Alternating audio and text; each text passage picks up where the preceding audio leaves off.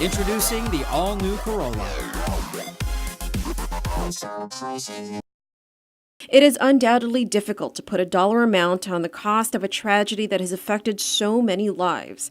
3 lives were lost in the February 12, 2013 Tumon rampage. 11 others were injured, but dozens, if not more, were certainly traumatized. Many still wonder how much it cost the people of Guam to pay for one man's acts, whether guilty or not guilty by reason of insanity.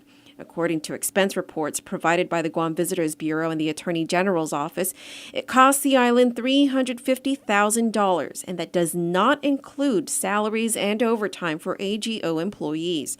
On travel alone for the DeSoto murder trial, AG Lenny Rapadas says it's cost his office $60,000. GVB has generously donated about $43,000, and that's being spread out for anything from the actual travel to the hotel. We've allocated from the beginning of this trial about $20,000 out of our own budget, and we've probably spent close to 3/4 of it, so about $15,000 of it has been spent.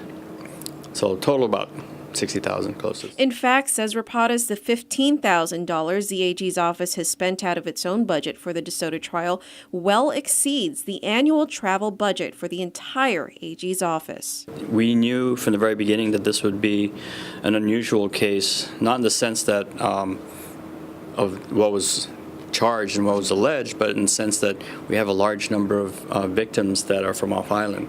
According to GVB documents, as a result of the Tumon tragedy, the GVB board authorized the use of all $200,000 from GVB's Rainy Day Fund.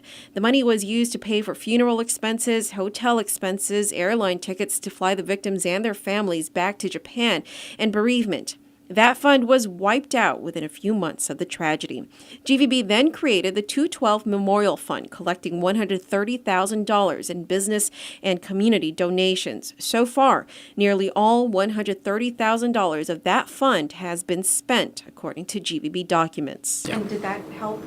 Yeah, well, it really helped us. I mean, we really appreciate any help that we got from both from the legislature and from GVB. That really assisted us because we had the witnesses we had. We were able to, I think, present a much fuller case than if we didn't have the witnesses. Having the witnesses was due in large part because of the assistance of GVB.